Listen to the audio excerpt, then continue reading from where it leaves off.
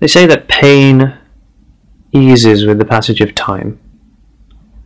So something that may seem quite traumatic today will be less so tomorrow, and sometimes it's a little hard to believe when we're in the moment and when we're experiencing that pain. But it's true.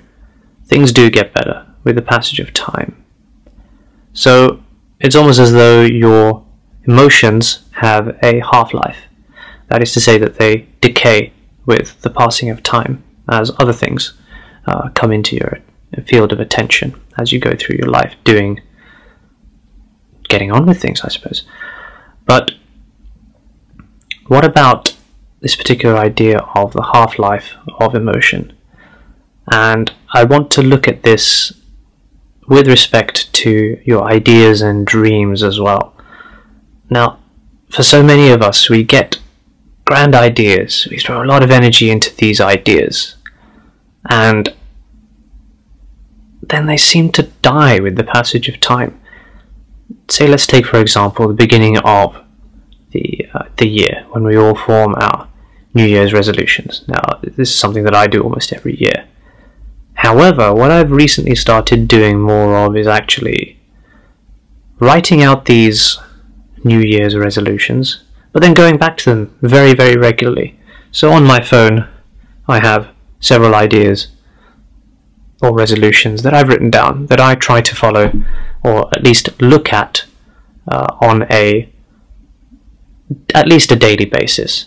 The more energy I put into these thoughts, these plans, the warmer I believe I'm keeping them. And sometimes, even if I don't focus on the actual ideas themselves, I know that they're there. And everything that I am doing is taking me one step closer. Now, I was quite surprised to learn just a few days ago when I looked at that list again. And admittedly, it hadn't been like a daily thing for me, but it was always there. It was always something that I looked at whenever I was unlocking my phone, and irrespective of whether I actually took it in directly, my attention went to it, on some level.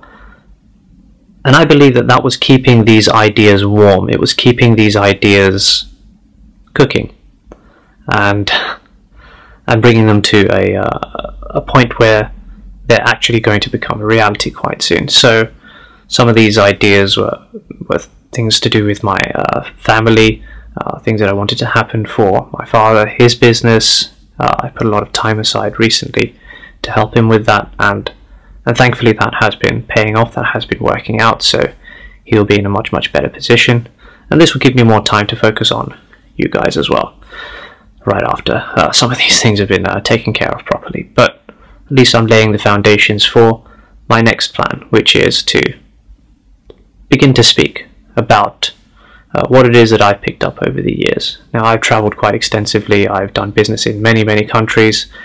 I've flopped a lot of businesses. Some have been a good success, and that's okay. We're all allowed to have our failures, but our dreams must not be allowed to die. They must not be allowed to decay with the passage of time. We have to keep them alive. So I propose that we all take a few minutes out every now and again. Have your dreams written somewhere if you're walking out of the front door, maybe written on the back door, or like I've done on my phone, just so you can keep reminding yourself of what it is that actually gets you excited. Now, don't make these goals boring. Make them something that you are genuinely passionate about, something that you really want to happen in your life. And in doing that, you'll find that without even consciously being aware of it, your life will begin to shift in that direction, bit by bit. Now, it depends on how much you've got to overcome in terms of your past. So it may be slower, or it may be very, very quick if you've removed all of the blockages and if your sole focus is getting these things done. But don't get these things done out of a sense of desperation. Enjoy the process. That means enjoy every failure that comes along the way.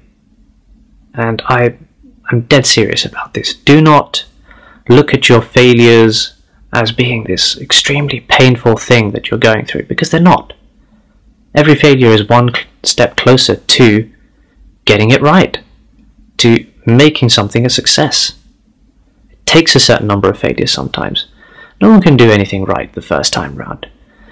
And if you could do whatever it is that you want to do right the first time round, would it really hold the same value in your eyes? Think about it.